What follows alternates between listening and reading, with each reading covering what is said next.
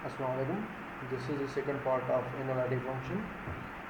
So previous time we learned that this solution we broke in real and imaginary parts. So u we have u is equal to x square minus y square is a real part of the function, complex function. Okay, then v is equal to 2xy. The imaginary parts involving iota from iota, it means imagine number. We imagine number, then this imaginary number is iota involving this, and this is the imaginary part and this is a real part. If the given function is analytic, then it will satisfy CR equation. If a function is analytic, any function must analytic, then must satisfy the CR equation IA.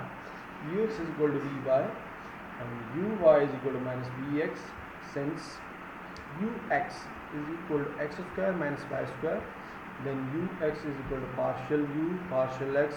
Differentiate u with respect to x, partial differentiate. Okay, then partial x, partial over partial x, this derivation we first derivative this form, then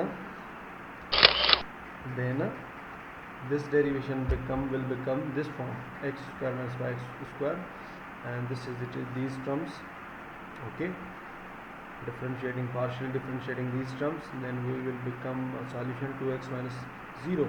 Okay, 2x minus 0, it means differentiate, first we differentiate x with respect to x, then with respect to x, then this derivation, partial derivation, become 2x square of this multiplied 2 and x minus this term will be 0 because partial differentiate is equal to 2x, 0 not value, then 0 we remove it and this equal to 2x, then uy is equal to 0 minus 2y is equal to minus 2y.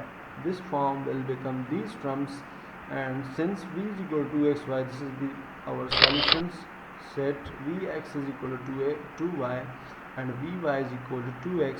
Put ux comma uy comma vx and vy in equation number 1, then we get 2x is equal to 2x and minus 2y is equal to minus 2y. Thus the CR equation satisfies, hence f of x is an analytic function.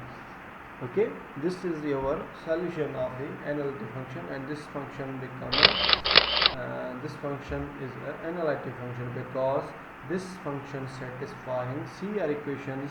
So this function is said to be analytic functions.